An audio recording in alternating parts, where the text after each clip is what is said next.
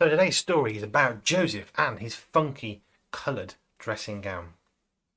Well, hello there. My name is Joe, and my dad calls me Joseph, but I much prefer Joe because it sounds a bit cooler and a bit more important, I think.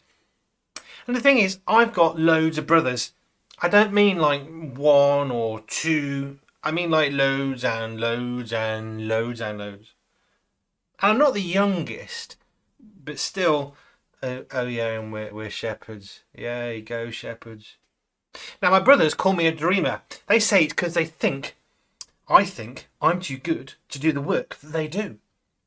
Me, I just think I'm cleverer than them, and I don't dream like daydreaming. No, I have real dreams, which never seem to go down very well with my brothers.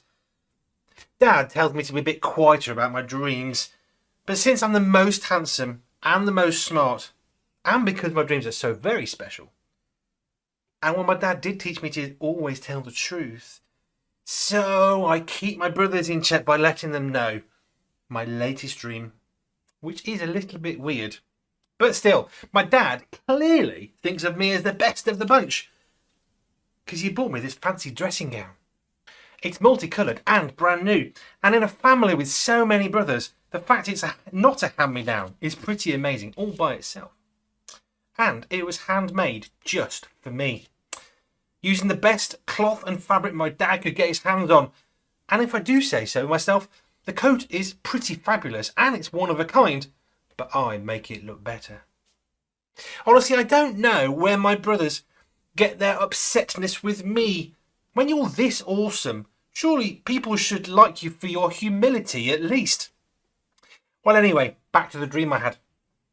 While we were playing with the bales of hay and putting them in piles, to see who could build the biggest stack of bales of hay, well, all of a sudden, my bale of hay, it came to life. It grew arms and legs and everything, and it stood up.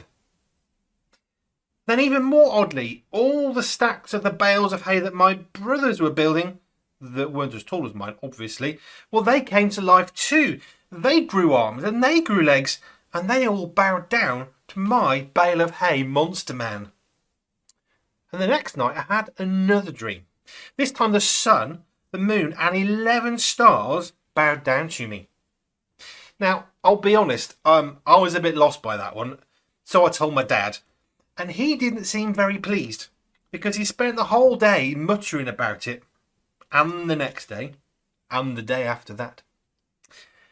Well, it didn't seem to go very well for a while. My brothers all acted weird. They wouldn't talk to me. They wouldn't play with me.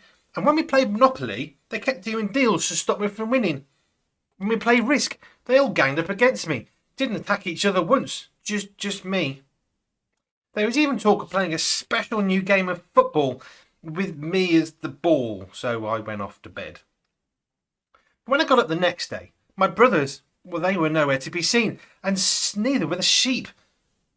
I bumped into my dad, and, in between checking out how fabulous I looked in my coat that he gave me, obviously, he told me they'd forgotten to take their water bottles and lunch boxes out with them working the sheep. Well, honestly, they forget stuff all the time. They'd forget their heads if they weren't screwed on. So I go into the kitchen and I find their bottles, and the post-it notes are all there, thankfully, so I know whose is whose, and the lunch boxes, and there's one extra note, because they say they'd love for their favourite little brother to kindly bring them. Now, I'll be honest, that line was a bother after the Monopoly game. I haven't been their favourite anything for as long as I can remember. Still, maybe they had finally started to appreciate the humility of my awesomeness and my fabulous coat. And I'm sure my fabulous coat, my dressing gown that my dad had bought me was helping them make even more an appreciation of my awesomeness. So grabbing the keys to the Land Rover, punching in the sat-nav with the location, I set off with their water bottles and their lunch boxes.